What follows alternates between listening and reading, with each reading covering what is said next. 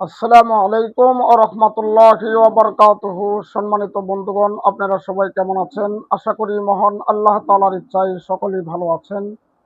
বন্ধুগণ, আজকে কয়েকদিন পর আপনাদের মাঝে নতুন একটি আমল নিয়ে হাজির হলাম। বন্ধুগণ, যাদের চাকরি হচ্ছে না তারা যদি এই আয়াতটি পড়ে, কোরআনের এই আয়াতটি পড়ে যদি দোয়া করতে পারে, ইনশাআল্লাহ নিশ্চিত তাদের চাকরি হবে ইনশাআল্লাহ। আল্লাহ তাআলার কাছে এই আয়াত পড়ে বেশি বেশি দোয়া করতে হবে। এবং কিভাবে সেই দোয়া করবেন, কোন নিয়মে, সেটাও জানাবো ইনশাআল্লাহ। পুরো ভিডিও দেখতে আপনারা হাফেজ মোরসালিন কোরআনের বাণী ইউটিউব চ্যানেলের সঙ্গে থাকবেন। ভিডিও কেউ স্কিপ করে দেখবেন না, টেনে টুনে দেখবেন না। বন্ধুগণ, আপনারা দেখছেন হাফেজ মোরসালিন কোরআনের বাণী ইউটিউব চ্যানেল। আপনাদের সাথে আমি আছি হাফেজ মাহমুদুল হাসান মোরসালিন, বরাবরের ন্যায় নতুন আমলের ভিডিও নিয়ে। তো বন্ধুগণ, যারা আমার হাফেজ মোরসালিন কোরআনের বাণী ইউটিউব চ্যানেল সাবস্ক্রাইব করেছেন তাদেরকে অসংখ্য অসংখ্য ধন্যবাদ। যারা এখনো সাবস্ক্রাইব করেন নাই, মেহেরবানি করে চ্যানেলটি সাবস্ক্রাইব করুন এবং বেল আইকনটি ক্লিক করে অল নোটিফিকেশন সিলেক্ট করে দিন, যাতে করে সবার আগে আপনি ভিডিও পেয়ে যান। ভিডিও ভালো লাগলে একটি লাইক দিয়ে দিন বন্ধুগণ, মেহেরবানি করে। কমেন্ট বক্সে আপনার মতামত জানিয়ে দিন কোন বিষয়ে আপনি আমল চান। এবং আমার সাথে যারা যোগাযোগ করতে চান জিন জাদু সংক্রান্ত কাজ নিয়ে, ডেসক্রিপশন বক্সে হোয়াটসঅ্যাপ লিঙ্ক দেওয়া থাকবে এবং কমেন্ট বক্সের শুরুতেই হোয়াটসঅ্যাপ লিঙ্ক দেওয়া থাকবে। লিঙ্কে ক্লিক করলেই আমার সাথে যোগাযোগ করতে পারবেন। তো বন্ধুগণ, আর কথা বাড়াবো না, চলুন বন্ধুগণ মূল আলোচনায় যাওয়া যাক। বন্ধুগণ, আজকের আলোচনা আপনারা বুঝতে পেরেছেন। আমি আগে শুরুতেই বলেছি যে যাদের চাকরি হয় না, যাদের খালি এই আয়াতের দ্বারা চাকরি না, আপনার বিবাহ শাদী হচ্ছে না, আপনার ব্যবসা বাণিজ্য একেবারে লস হয়ে যাচ্ছে, এই আয়াতটি পরে দোয়া করুন ইনশাআল্লাহ। আমরা আসলে আমল করি না, তাই ফায়দা পাই না। বন্ধুগণ, আমল করতে হবে এবং ফায়দা পাবেন ইনশাআল্লাহ। ঈমান ও ইয়াকিনের সহিত আমল করতে হবে। বন্ধুগণ, এই সমস্ত ভিডিওতে যদি আপনারা লাইক, কমেন্ট, শেয়ার, সাবস্ক্রাইব না করেন তাহলে কোথায় করবেন বলেন?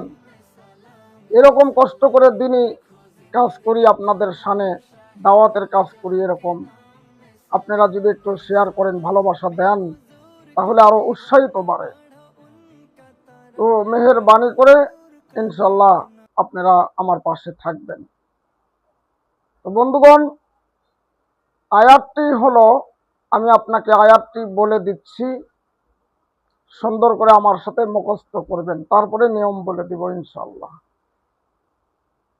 আয়াতটি হলো, আউযু বিল্লাহি মিনাশ শাইতানির রাজীম, বিসমিল্লাহির রহমানির রহিম। রব্বি ইন্নী লিমা আনজালতা ইলাইয়া মিন খায়রিন ফাকির। এইটুকুই আয়াত। রব্বি ইন্নী লিমা আনজালতা ইলাইয়া মিন খায়রিন ফাকির। এইটুকুই আয়াত বন্ধুগণ।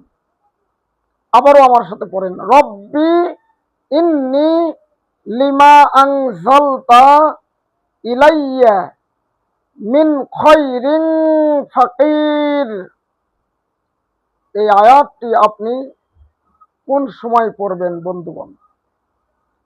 এই আয়াতটি আপনি ওই সময় পড়বেন তাহাজ্জুদের সময়। আপনি উঠবেন, যতদিন আপনার চাকরি, আপনার বিবাহ শাদী, আপনার মনের আশা পূরণ হচ্ছে না, আপনি তাহাজ্জুদের আমল করুন এবং তাহাজ্জুদে 2 রাকাত করে 4 রাকাত তাহাজ্জুদের সালাত আপনি আদায় করুন।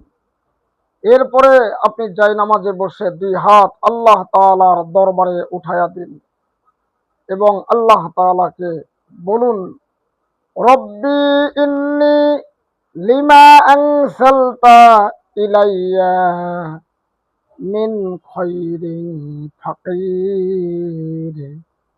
এটা আপনি বলেন, বলে আল্লাহ তাআলার কাছে দোয়া করেন।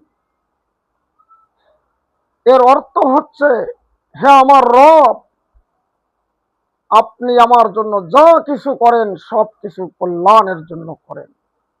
সুতরাং আমার চাকরি হচ্ছে না, আমার চাকরির মধ্যে যদি কল্যাণ থাকে তাহলে আমাকে চাকরি আপনি দিয়ে দেন।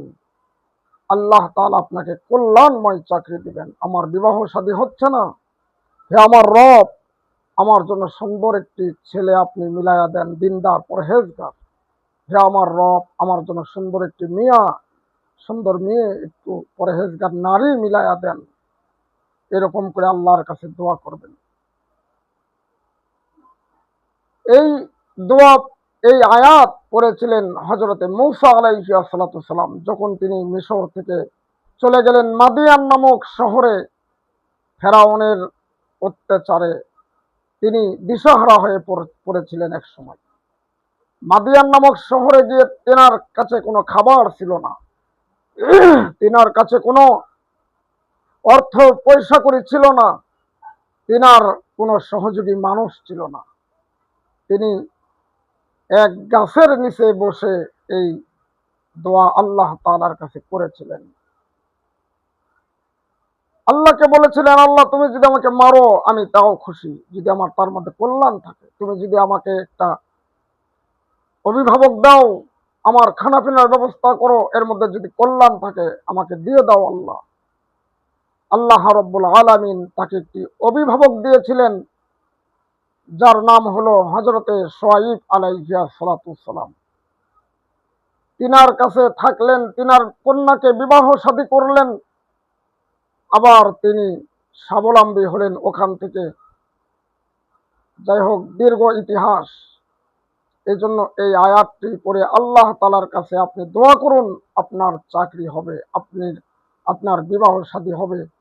যেই আশা নিয়ে আল্লাহ তাআলার কাছে দোয়া করবেন, আল্লাহ তাআলা যদি কল্যাণ থাকে ইনশাআল্লাহ আপনাকে দিয়েই দিবে।